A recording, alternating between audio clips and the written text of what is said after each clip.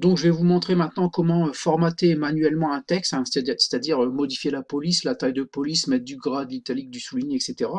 Donc, il y a trois possibilités en fait dans LibreOffice Writer là. Donc, la première chose à faire en fait, c'est ici de sélectionner le texte que vous voulez formater. Donc, par exemple, le début du texte ici, la première phrase, hein. Donc, première possibilité ici, c'est de modifier les paramètres que vous avez ici, d'accord, dans le menu ici. Donc, vous avez la police, le type de police, pardon, la taille de police, gras, italique, souligné, barré en exposant, d'accord, en indice.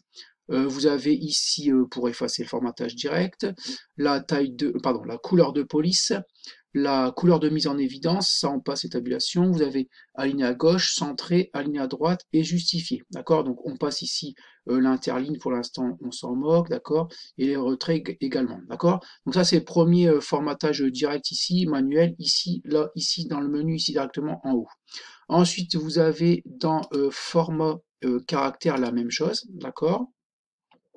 Vous allez retrouver ici la police, en fait le type de police, le style normal, gras, italique, italique et gras, la taille de police, la langue que vous allez utiliser, d'accord? Ça vous servira ensuite ici pour le correcteur automatique, d'accord? Donc il faut bien mettre français France. Les effets de caractère, en fait, vous allez retrouver la couleur de police, les effets, en fait, majuscules, minuscules, etc. Donc je vais pas tout faire, en fait, parce qu'il y en a tellement, hein. Le surlignage, le soulignage et le fait d'être barré. La position, donc on avait retrouvé, nous ici, exposant et indice, d'accord. Des rotations possibles, vous pouvez tourner le texte à 90 ou à 270 degrés.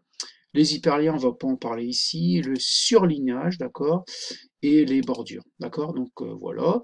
Donc là, vous avez, c'est la deuxième possibilité. Donc on va annuler. Donc ici, c'est première possibilité ici, deuxième possibilité dans format caractère, et enfin ici à droite. Donc si vous n'avez pas le volet latéral ici, tout simplement, vous avez un bouton ici.